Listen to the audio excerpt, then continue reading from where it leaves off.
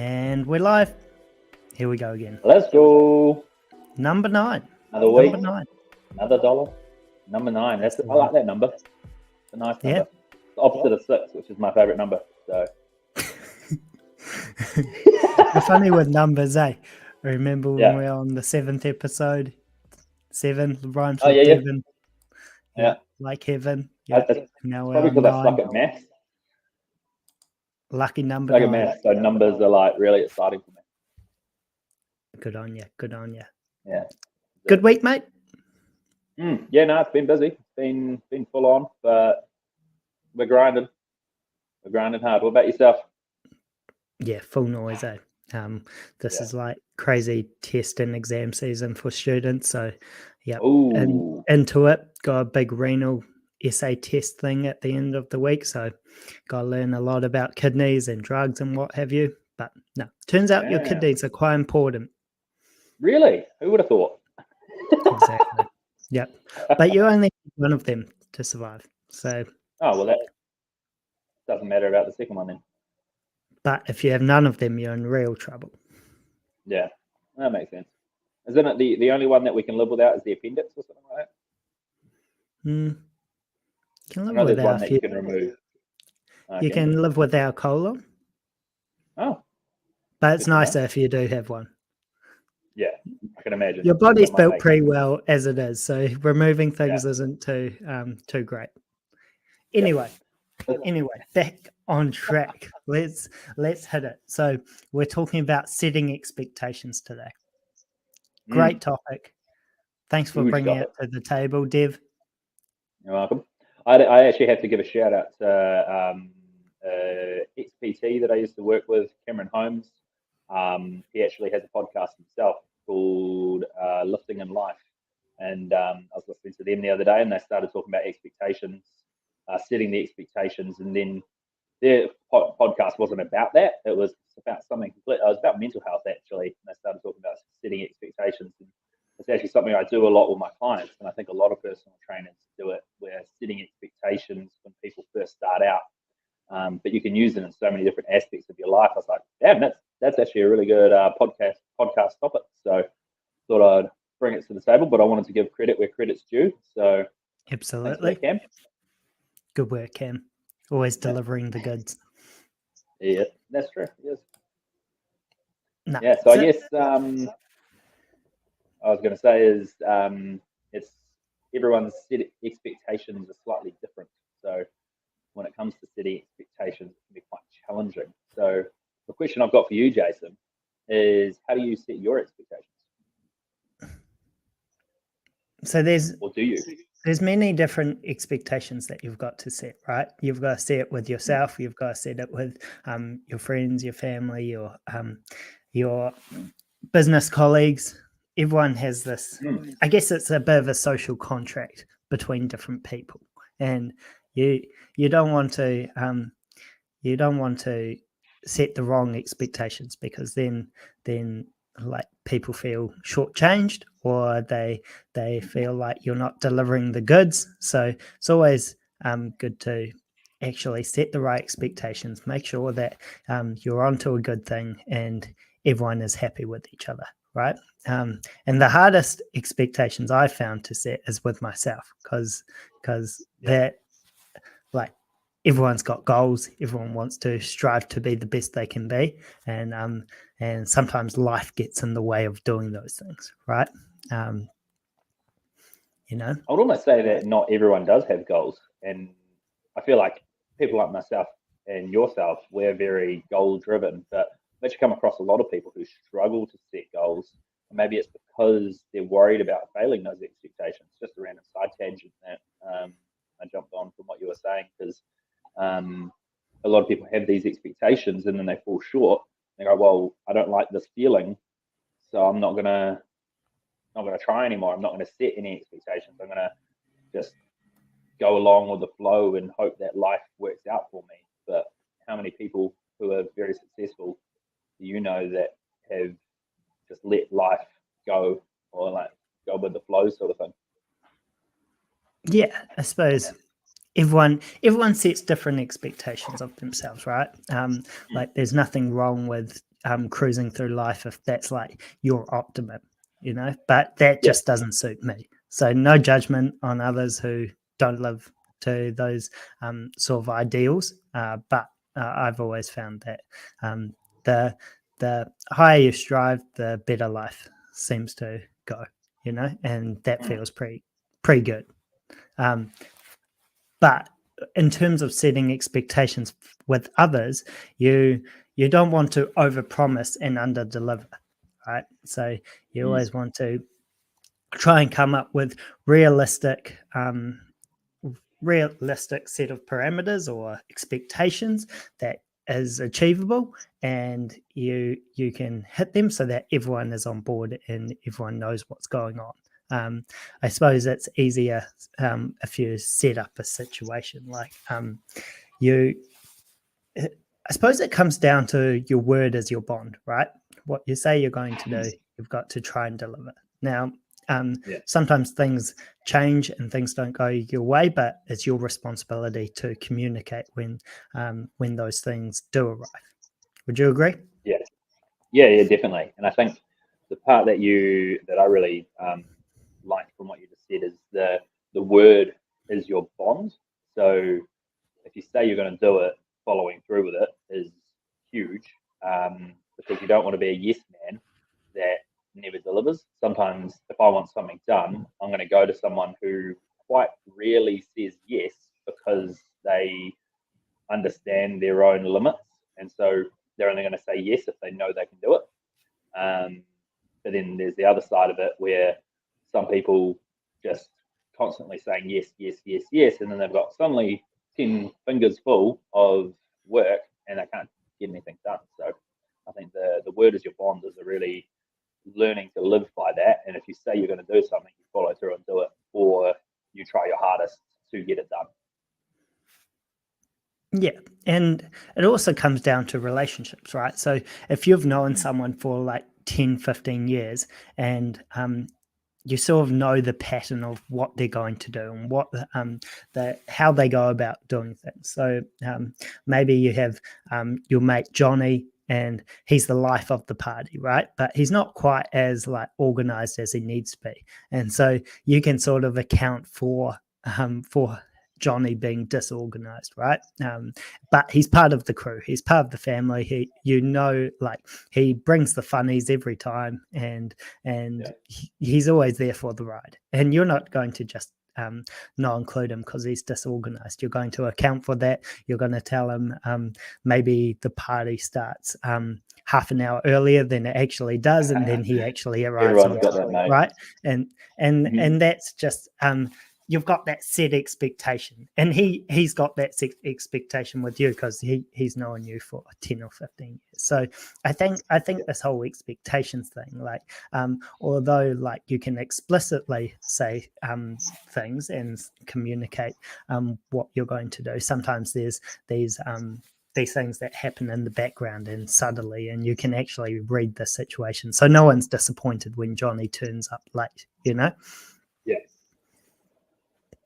So I guess it's there's so many different aspects that you can go down. It's like you said, there's the social expectations, then there's the like business expectations, and there's even like family expectations. Like it's all different in your different social circles, and it can be quite challenging for some people to understand.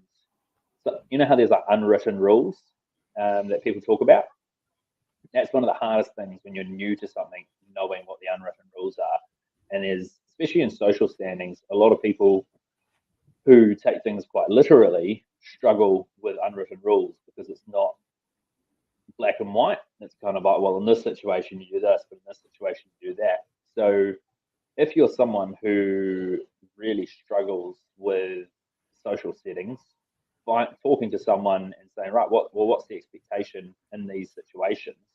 And most of the time, people are going to be pretty good and help you out with that. But if you don't find out and manage it first, then you're going to get into a little bit of like stick with the situation. And people get angry at you, and then like, well, what did I do wrong? And then it's like, well, they expected this, you expected this. I'm using my hands differently if you're not listening via the video. one hand was higher, one hand was lower. I'll start with describing everything I do with my hands. I talk a lot with my hands. That's why I didn't do well in radio, because I was too busy talking with my hands and trying to explain to people what I was doing, and they were like, "What the hell is this guy talking about? We can't hear you. We're in a car."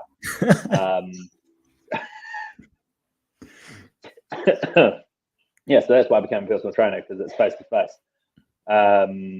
But that's kind of another side tangent on expectations. Like what I expected from radio was a completely different result of what I thought it was going to be like. So I was expecting this massive thing, and then I was like, I don't enjoy this as much as I thought I would.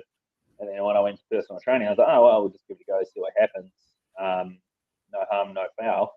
And I ended up loving it, and I'm wondering if that's because I had no expectation of what it was going to feel like and what it was going to be. It's kind of like going to a movie. If you go in expecting it to be good, it ends up being really shit. And then if you expect it to be shit, and then sometimes it's pleasantly surprising. Have you ever had that with movies? Yeah, absolutely. I'm not really a movie guy in terms of like I can't sit down for more than 5 minutes, let alone an hour and a half in a dark room, right? So like it's the movie thing, like I tend to be disappointed at the end of it anyway, because I think of other things I could be doing. But but there are great movies out there. I suppose like if we take a step back, we zoom out a little bit. This whole expectations thing, you've got to come up with a set of your own values and your own standards. Like once you see a benchmark of what you're willing to do and willing to put up with others, and what you want to do in your own little circle, then it becomes a lot easier to set expectations for others. Because you know what your benchmark is, and if people around you aren't quite hitting it, then you're quite happy to walk away, right? And that way you're not disappointed in others. You can set the expectations at the start with people, and communicate that very directly, very succinctly, very easily. And then if they don't come up to those expectations, then you can say, okay, thanks for your time. We tried, it didn't quite work out.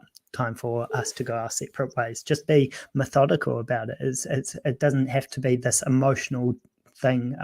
I think what happens sometimes is that people don't set those expectations at the start.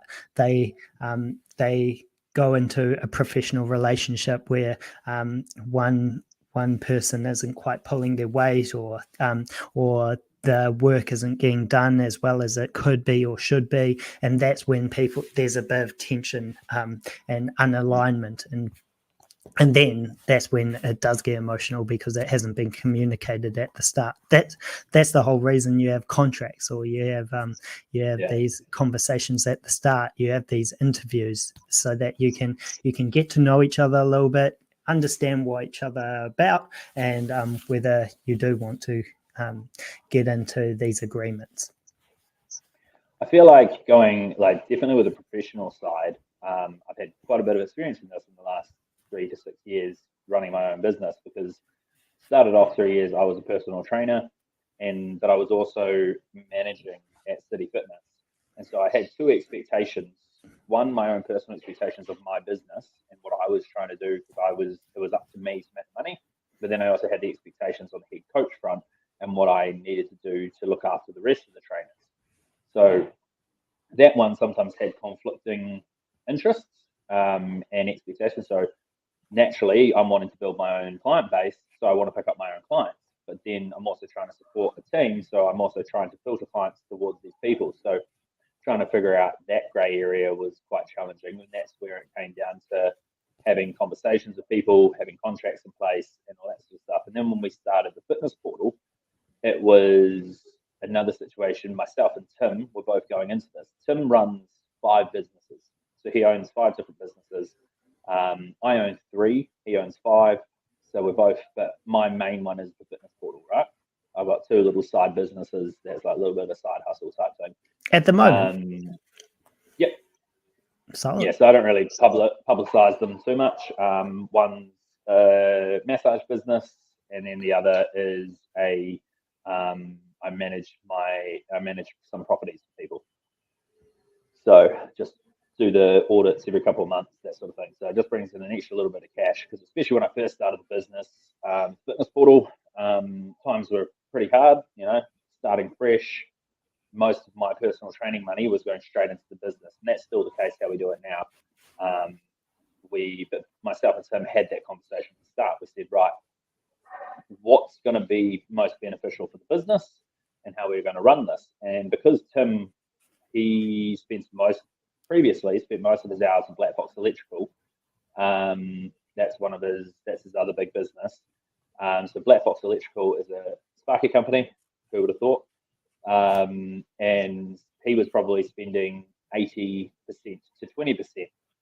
So the 20% was him personal training and helping out with a little bit of the management side, and then I was the other 80% doing the operations, the personal training, managing the team. And then as we've grown, I haven't been able to handle the full workload.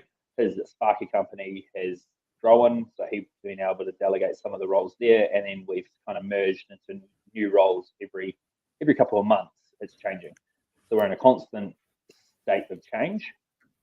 And the big thing is that communication and setting expectations. There's been a couple of times where one of us has felt like, oh, yep, everything's going well, and then the other person's gone, I'm not happy with how much work you're doing or how much I'm doing. And the same thing with staff. What we've learned is that bringing new staff in, we have to set the expectation right at the beginning of what we expect from that staff member, because sometimes the staff member might come in and be like, oh, well, this is my job description. That's outside of my job description. But for when you're working in a gym, there is a part in our job description that says that any role that kind of relates to this job description is part of that role. So it could be a case of helping a member put their weights or spotting a member or something like that. We're not going to specifically say in the job description you need to spot a member on the bench press, but that is part of the expectation that they're supporting the members as much as possible. In the past, we've had people who haven't quite realized that. So it's a case of laying it out at the start, setting the expectation of what's expected for staff members, and also for our business partners, anything that you're doing. So you could be a real estate agent, or you could be an accountant, you could be anything, any sort of business relationship. There's always going to be expectations of what you're required. And I think the expectation for a self-employed versus an employed always is going to be different. Because self-employed, you're not really locked into that 40-hour-a-week contract or 20 hours or whatever your contract is. When you're self-employed, it's pretty much 24/7. And a lot of people think, oh, yeah, I'll become a personal trainer. It's going to be real nice. I'm just going to cruise through. If that's your expectation for yourself, but the people you're working for isn't, then you're going to start having clashes. So you've got to be at the start, be like, I'm coming in as a part-time trainer, and I'm not expecting to be doing more than 5 hours a week. If that's the case, both parties are happy. But if someone comes in and they're like, right, I want to be a personal trainer, but doesn't state it, the management team's going to be thinking, right, well, you want to be full-time, we're going to start throwing leaves at you. And then, so that's where you get those confusions. And exactly what you were talking about before, those professional boundaries, and where contracts come in really handy, and that conversation at the start and regular catch-ups to communicate. But I think the harder one to navigate is personal expectations, like personal relationships, because those ones you can't exactly, I mean, some people might, but writing a contract with your girlfriend might be a little bit hard, or your boyfriend or wife, husband, whatever. I mean, you're technically writing a contract when you get married, but that's a little bit different. So for sure, that one's very different. You touched on a few points there. It was really good.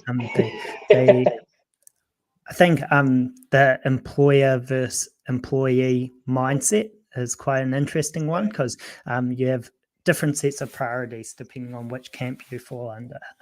The employer is trying to manage risk and they've got to manage the business and make sure that everything is ticking along. They're delivering for customers. They're looking after their employees. They're making sure that that the business has enough income to grow and to do the business that it was set out to do. And then the employees are trying to manage their workload in time generally, because that's their priorities, right? Because that's how their lifestyle is structured, right? So you've got almost this tug of war thing happening, and I think it's really important that both parties are speaking the same language, right? Because sometimes the employees don't understand the employer's priorities and vice versa. And so the sooner you can get in this same headspace, the better it will be for both parties. And you also mentioned personal relationships.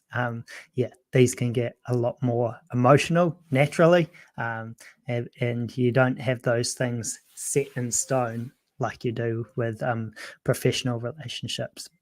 But I think that if you've been in business for, like, say, over a decade, right? I think those people are really good at setting expectations, because they know that they'll get burnt if they don't. And they're good at having those conversations. They're good at having them earlier rather than later. And that flows on generally. If they've been successful in their professional life, it also flows into their personal life as well. So I think it's valuable to gain those skills no matter what domain that you're operating in. Yeah, 100%. And I think like that's why a professional setting can be so much easier to set the expectations, but also the more experience you have. So we got burnt a couple of times early on in the business, and so we've learned from our mistakes, and we're just trying to create systems and procedures where we don't get burnt. But the same thing's happened in relationships in the past. I'm a fixer. Very big on making everything better. So if someone gives me a problem, I'm like, all right, well, how are we going to fix this? Let's go. Right, let's brainstorm. Let's do this. Let's do that. I'm not someone. I've struggled in the past just to listen and take on someone's problems. And when it comes to a relationship, it turns out most girls don't want you to fix them. They kind of actually just want you to listen and empathize. So I actually listened to a really good podcast a while back about how a relationship can end over a glass left on the kitchen table or on next to the sink. And it's not actually the glass that is the problem. The glass is the final straw. Because every little thing that you do in this relationship that doesn't fit the expectation of the other person is the breaking trust. And as soon as you break trust, it's very hard to get trust back. So, for example, let's say extremes, someone cheats on someone. It's going to be very hard to come back from that, because you're going to have to do a lot of trust exercises. Every time someone goes out, you're going to be thinking in the back of your head, oh, what's happening? What's going on? I've been cheated on a couple of times in the past. So one of my things I've always said is I'll never do it myself, because I know the feeling. But it was very hard in my next couple of relationships to be trustworthy of the person that I was with, because I'd had that burn. And I was like, okay, how do I avoid this? And what I've learned is the communication's a big one. Making sure that both parties are feeling heard, because usually someone cheats on someone because they're not feeling wanted, or they've got like an insecurity in themselves, and so they're trying to fill a void that is in their life. So usually it's a personal thing. It's not actually to do with the partner, but it could be that the partner's not listening or something simple. But that's the situation with couples counselling. So we're not going to go down that rabbit hole. But but the main thing that I learned from this is that something simple like putting the glass next to the sink, waiting for it to go in the next cycle of the dishes, to some people makes sense. Like to me, I'm like, oh, I'll just leave this here and I'll put it away later. But then for someone else, that might be the laziest thing in the world. It's really annoying, or not making the bed in the morning. Another bugbear for different couples.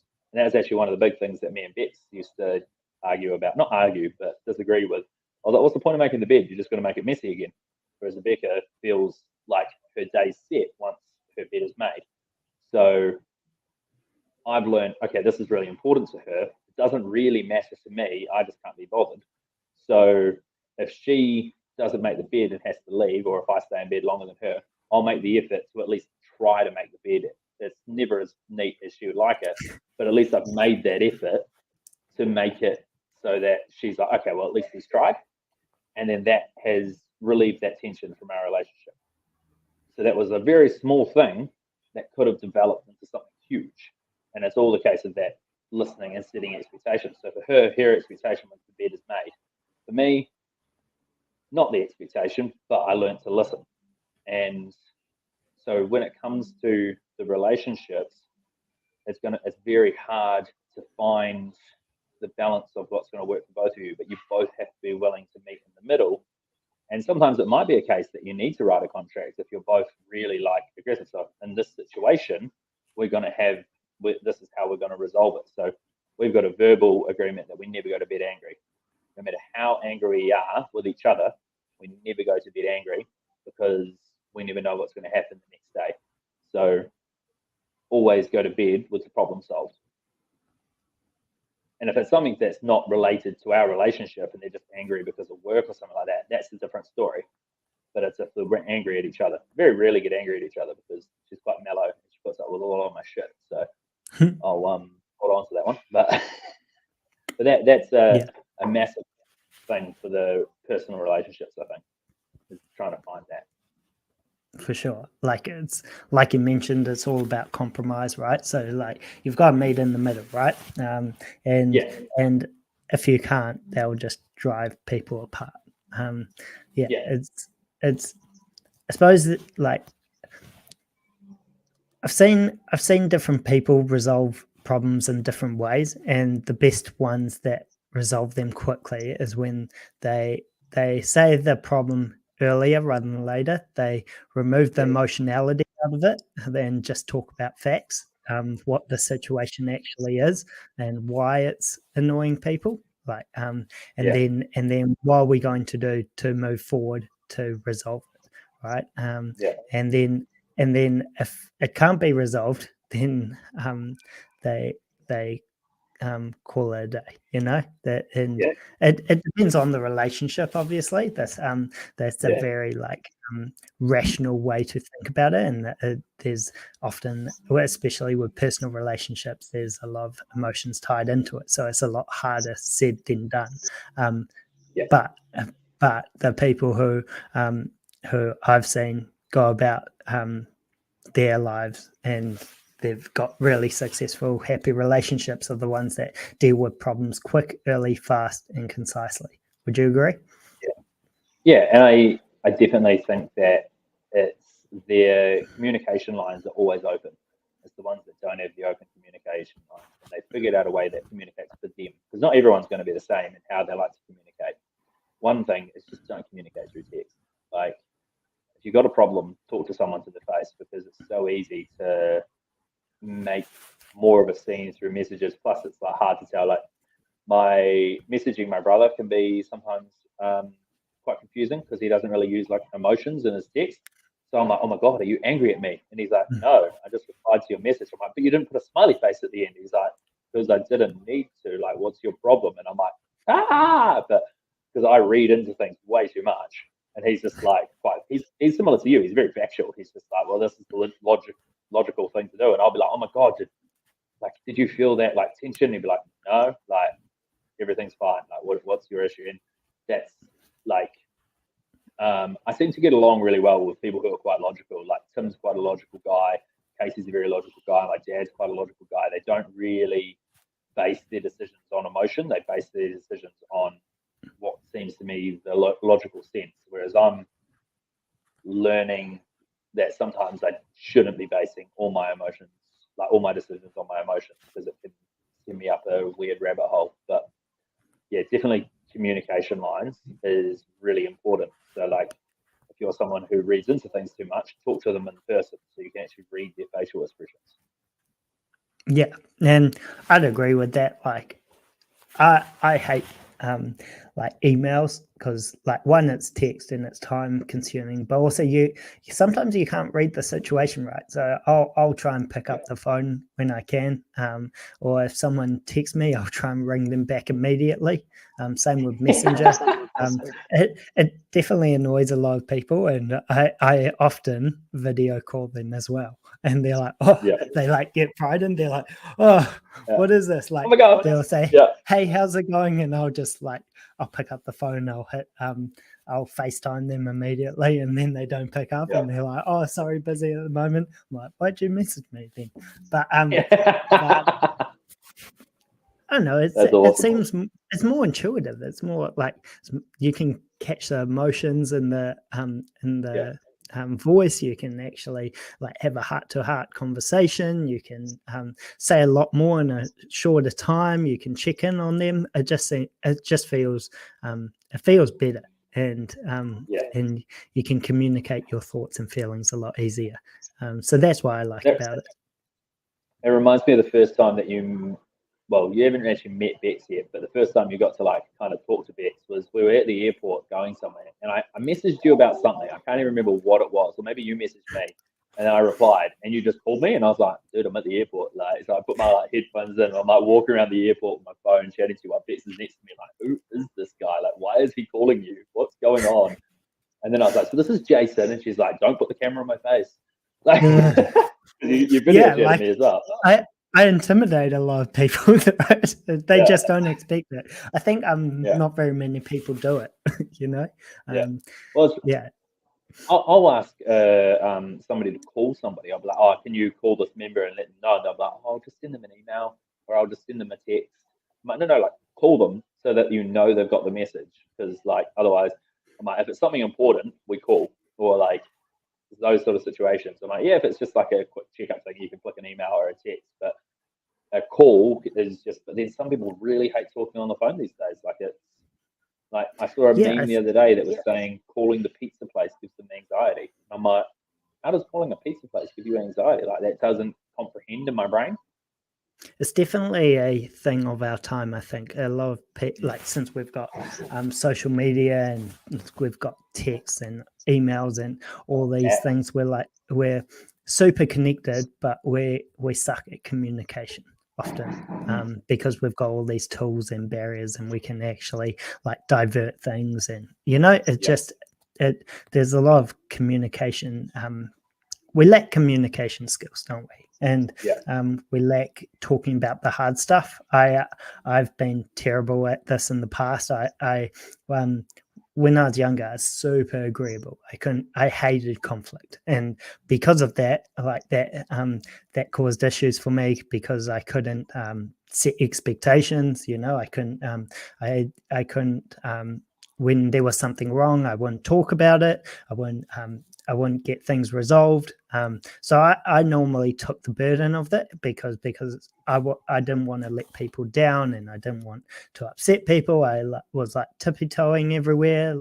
You know, I was trying to make everyone happy, and I got burnt a few times, you know, and I just took that on board because I like my main goal was not to upset anyone. But in the process, like I was always tired. I didn't do work properly. I couldn't say when there was a problem. I was trying to fix things in the background. So long term, it was never going to be a good strategy. And now, like, I don't have an issue saying how it is, but probably in my early 20s, I had a big issue with it. But also, like, the reason why I took so much on board is because I thought I was highly capable. You know, I could do it, or I could stretch myself. But now, like, as you grow into yourself, you find what is achievable, what isn't, and how to communicate with different people, and how to make sure that everyone's happy. And one of those things is actually addressing conflict, actually fixing those problems, making sure that everyone's on board. And if they're not, then trying to hear their side of the story. Yeah, and I think that's a really good segue into talking about like personal expectations, because as you said earlier on, it's really hard to set your own personal expectations. Like the business expectations, probably the easiest one, relationship expectations, but then there's your own personal one below that. And I actually had a really good conversation with one of my clients this morning, and we were talking about how, like, what's your priority, and like where do your expectations lead to that priority? I feel like expectation and priority are pretty same like kind of terminology, and he's got some personal goals that he wants to achieve, which I won't go into because that's client confidentiality. But I use a little bit of my own personal experiences to help us kind of get to that point, and I do that a lot with my personal training because I feel like that's a really way to relate to people. Is I try to relate to them on whatever level I can, and if I can't relate to them, I'll be like, well, I know this person who's done this, stuff like that. But I talked about how recently I went to the North Island Champs. My expectation was that I was going to make the Nationals qualifying total. I've done it in practice. I've qualified for a harder grade before, so my expectation is that I was going to qualify. I went in and I bombed. So it wasn't the worst lifting I've ever done, but I didn't quite get there. So walking away from that, I've had to reassess where my priorities are. And so end of year is Nationals in November, and my goal is to get there. So that's my priority, is getting there. Also, I've got my business as my priority as well, but I feel like the two work hand in hand. So little things like originally I was going to go to Mardi Gras this weekend. I actually pulled out of that way earlier this year because Bex said, can we afford it? Two, do you really need to go spend a weekend getting boozed up and having a big party? And I was like, well, like it'd be fun. She goes, yeah, but what else is that going to affect? And I was like, yeah, that's a valid point. Because if I go drinking these days, that's my next 3-4 days out if I go hard. Like if I go like a proper night. I can have 1 or 2 drinks and I'm usually pretty okay. But if I go out and have a proper night out, that's me done for Sunday, Monday, Tuesday, potentially even Wednesday. And it's just not worth it because Dev, we're almost 30. Can't party like we used to. I know, it's terrible. All these like people who can handle their piss are probably like, oh, what about the pussies? But the thing is that it's not my priority anymore, going out and getting hammered. Like every now and then, it's nice to have a big night and like release some tension, but I've also got to pre-plan that and make sure that there's nothing that's going to conflict. I'm going away for a week in July, so I need to be able to work hard for these next 2 weeks of my business and my training, so that that week away isn't going to affect any of my results going forward. Because my next competition's in August, so everything I do, I'm setting my expectations, I'm setting my priorities in place to get to me to where that point is. So how I eat, how I sleep, how I train, like I love going for runs, but that's counterintuitive to what I want to do for my lifting. So I can still go for a run or 2 runs maybe to keep up the like cardio health, but I'm not going to go for like 2-hour, 3-hour runs anymore. I'm going to go for 30 minutes just to build that base, but keep that base fitness where it was. And I think that's really hard for people to do, is sit back, look at the big picture and go, what do I need to do to get myself to that point? And what am I willing to do to get to that point? Because you can set a goal, but if you're not willing to make the sacrifices to get there, then you're not going to like achieve it. It's a very complex but simple concept, if that makes sense. Yeah, absolutely. I think that everyone has like really similar macro goals. Like they want to be richer, they want to be healthier, they want to have better relationships, and it's pretty much what it comes down to, right? So if that's the baseline that everyone is at, then you've got to figure out, okay, so what's my goals? Have I got like really big fitness goals? Do I want to be the world champion at something? Or or do I want to focus more on my professional life, or do I want to focus more on my relationships, right? So, or maybe even mental health, right? Everyone wants to be happier as well.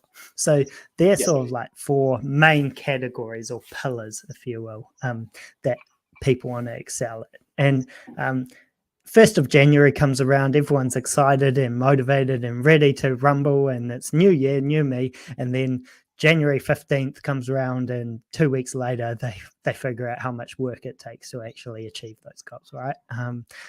I found that like that since I've always been working and always been seeing those standards like right throughout the year, like January comes around and nothing changes, right? I just go to work. Like I don't even really like.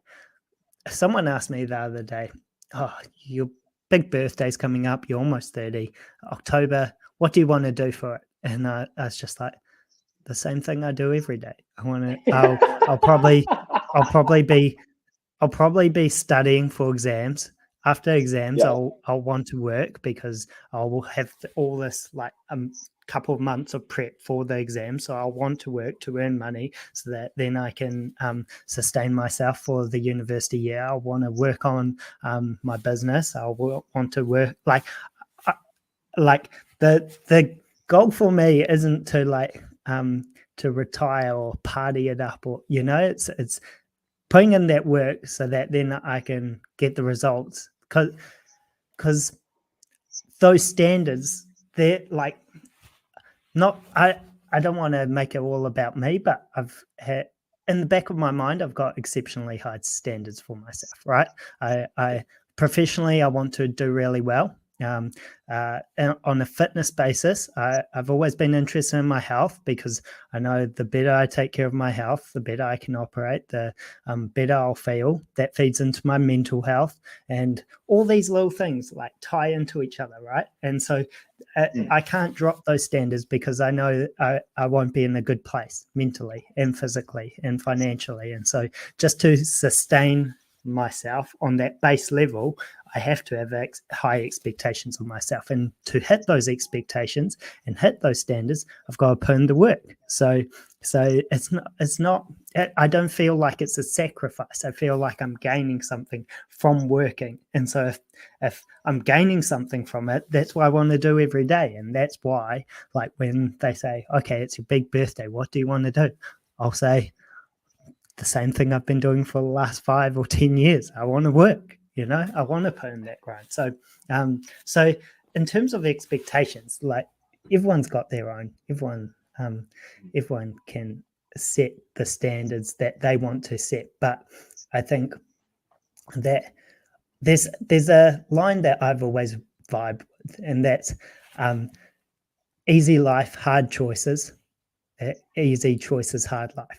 Right. So what that means is if you put in, like, if you make easy choices, like you go drinking in the weekends and you order pizzas in and you take time off and you don't earn as much money, then like down the line you'll have a harder life, because you won't have the resources. You won't have you might be a little bit overweight. You might be you might not be where you want to be professionally, but you've made easy choices. You've gone to the bar every weekend with the boys. You've enjoyed yourself along the line. You've had a pre-cruisy life, right?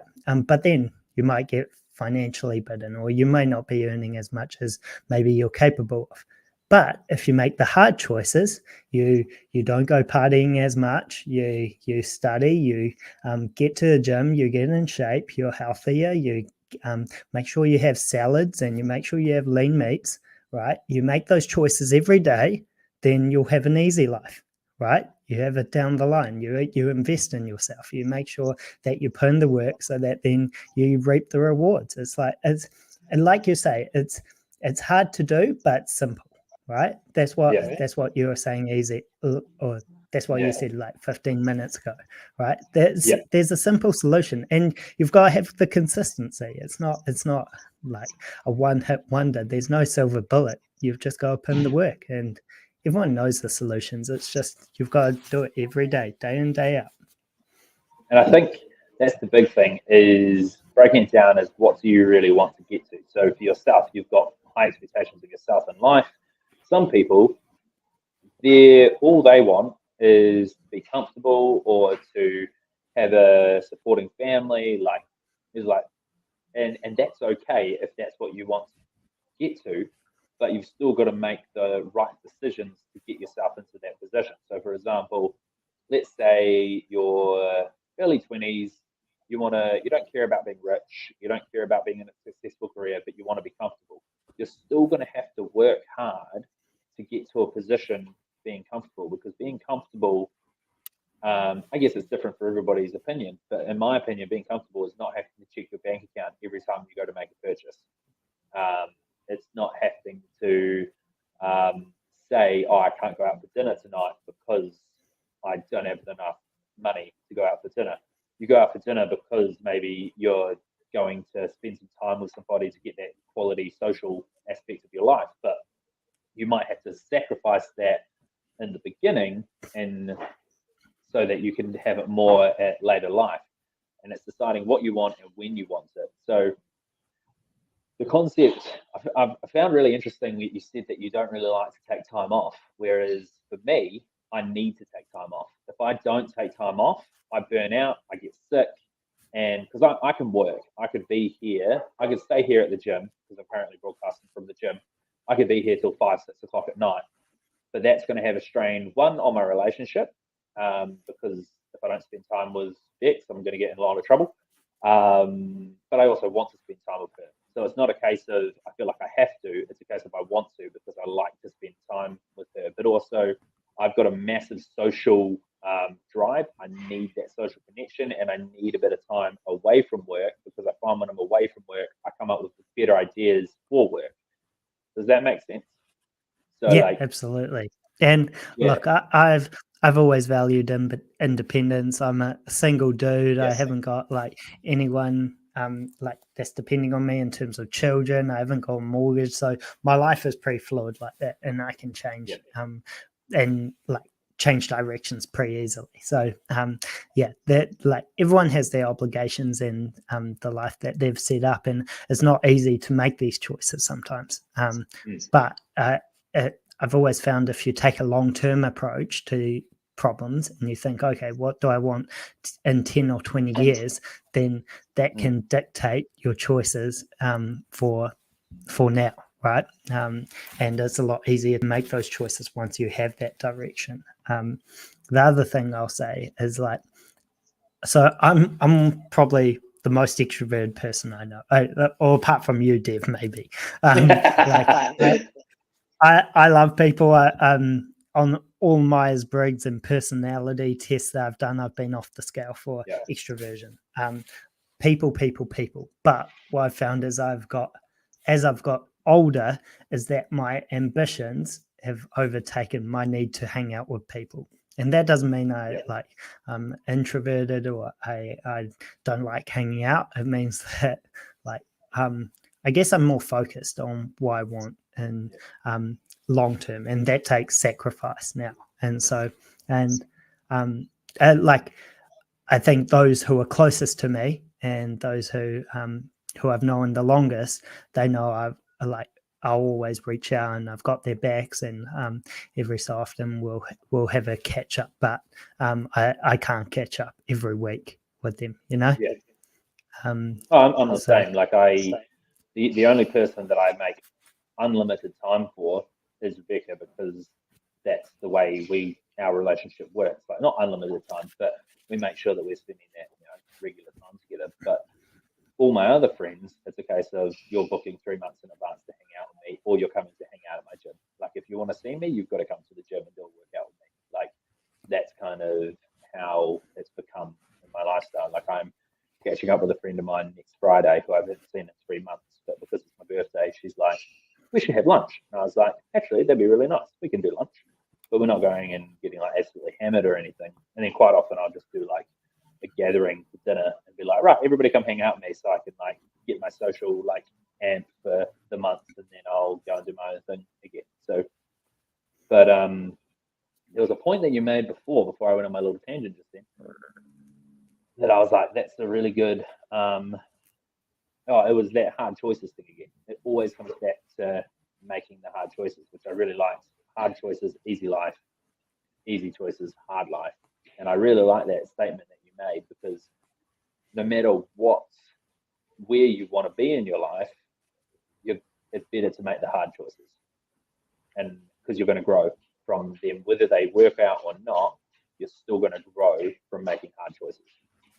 And the funny thing is that the longer you're making those hard choices, the easier life gets. So it's like this exponential effect, right? That goes with financially, that goes, I think personally, I think in terms of fitness, like although with fitness you tend to taper off the closer you get to your peak physical performance, but you do feel better, and that provides you with benefits and leaps and bounds. So yeah, I think the longer you put in the work, the easier it gets. Yeah, 100%. Huge benefits there. So, a couple of final thoughts for the podcast. I think when it comes to managing expectations, setting goals and creating boundaries is the two parts that I took out of this from conversation that we just had. So the setting boundaries is kind of saying what the expectations are, and that's kind of more in like a professional and like a personal relationships, is like, these are the boundaries and this is what we expect from each other, and having that conversation. And then when it comes to personal expectations, it's creating goals and figuring out the plan to get there and seeing where you're going to sacrifice. So it's not just a case of this is where I want to go in 3 months' time. It's a case of where do I want to be in a year's time? Where do I want to be in 5 years' time? Where do I want to be in 10 years' time? I'm constantly thinking about where I'm going to be in 5-10 years' time. So 5 years' time, I'm going to be married. I'm going to probably have a second house and maybe have a kid. And I'm going to have a very successful business. That's kind of the concept. The kid one, that's still in the air, whether we actually want to have a kid or not. But that all comes down to what we're feeling at the time. Currently, not a go, because we've got way too busy lives. But it's that I know exactly where I'm going to be. And in a year's time, I'm going to be getting married. In a year's time after that, I'm going to Machu Picchu to walk Machu Picchu for our honeymoon. And then after that, we'll probably look at expanding another time. We might even expand closer to that for our third gym. But we're constantly building on the building blocks that we've already started. And I've got a plan. 3 years ago, I said we're going to have a gym in 3 years' time. We've just opened our second gym in the third year. So I don't kid around when I'm setting my goals, but if they change, that's okay. But I've always got the expectation of where I'm heading myself to. So I start with the micro goals and then I build to the macro goals. What about you? What's your final thoughts? Yeah, expectations is about communication and relationships and actually making sure that everyone's on the same path. But if someone's values or work ethic or goals aren't aligned to yours, don't feel guilty about moving on. Like, it sounds savage, but long term, it's probably better for both of you. And doesn't mean you're like bad people. It just means you're moving in different directions, and that's fine too. Like, there's a lot of people out there, and you can make friends with new people, and it's pretty amazing what happens when you get the right people in your circle, and you're all aligned to what everyone wants to achieve. So yeah, that's my final thoughts. That's beautiful. Yeah, I think we covered a lot there, Dev. That was cool. I think so. Yeah. So just a reminder for next week, we want to make sure that everyone's tuning in at right on the 5:30, because we're doing the call-in episode. Yep, big episode. Yes. Everyone should tune in. Anyone can come onto the show. It's going to be wacky and wild. Yeah, I'm excited. I think that we'll see some faces we don't expect. Yeah.